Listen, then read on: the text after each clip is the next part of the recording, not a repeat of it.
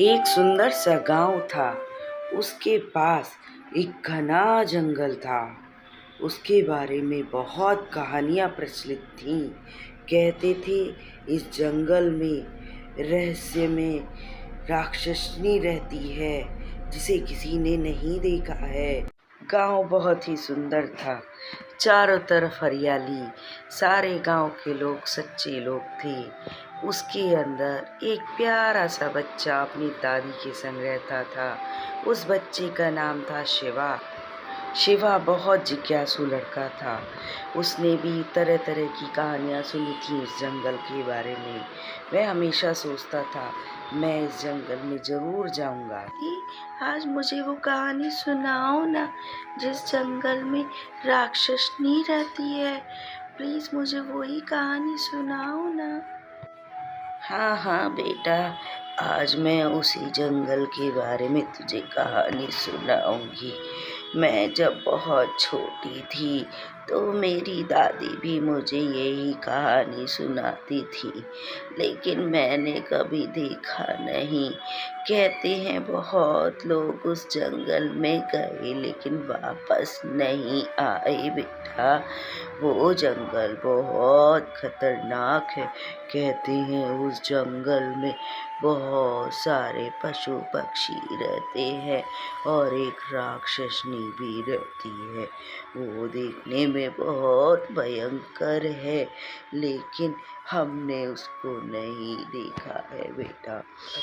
कहते हैं उस जंगल के बारे में और राक्षसनी के बारे में। राक्षसनी के खूब बड़े बड़े बाल हैं, दांत भी बहुत बड़े बड़े हैं, देखने में बहुत ज़्यादा बड़ी भी है।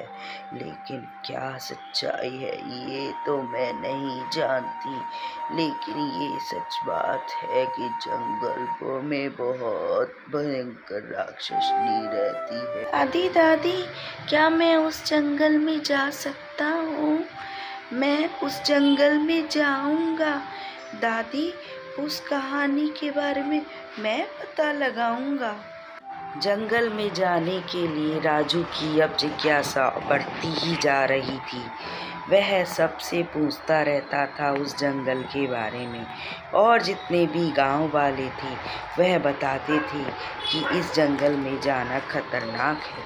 लेकिन राजू ने तो निश्चय ही कर लिया था और एक दिन वो जंगल की ओर जाने लगा। उसको ये था कि मुझे ये पता लगाना ही है कि इस जंगल में क्या रहस्य है। और वह धीरे धीरे गांव में किसी को बिना बताए जंगल में घुस गया। जंगल में जाने पर उसे सब कुछ शुरू में तो नॉर्मल ही लगा, लेकिन धीरे धीरे उसे अब जंगल में जाकर डर लगने लगा था, क्योंकि चारों तरफ घने पेड़ और कुछ दिखाई। जंगल की सारी हवाएं नॉर्मल लग रही थी, लेकिन बाद में धीरे धीरे जंगल में सन्नाटा बढ़ने लगा। ठंडी ठंडी हवाएं चलने लगी। अब शिवा को थोड़ा थोड़ा डर लग रहा था, लेकिन शिवा की फितरत नहीं थी वो वापस जाए। धीरे धीरे चलते चलते उसे एक महल सा दिखाई दिया और अचानक एक राक्षसी उसके सामने आ गई। तुम्हें क्या चाहिए? तुम इस जंगल में कैसे आ गए? मेरे बिना अनुमति के कोई इस जंगल में नहीं आ सकता। इस जंगल में सिर्फ मैं रहती हूँ। मेरा राज है इस जंगल में। बता, इस जंगल में तू क्या करने आया है?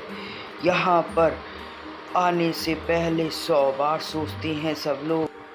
शिवा भी उस राक्षसी को देखकर घबराया नहीं और बोला, मैं इस जंगल में सिर्फ ये देखने आया हूँ कि यहाँ पर क्या है, कौन रहता है यहाँ पर। मैं आपको नुकसान पहुँचाने नहीं आया।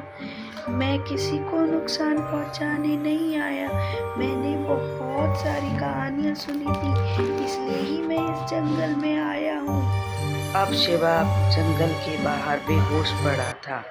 उसे ये लगा कि ये सब मैंने सपना देखा है, लेकिन उसे अब ये तो पता चल गया था जंगल में जो राक्षसनी रहती है वो सिर्फ जंगल की रक्षा करने को रहती है।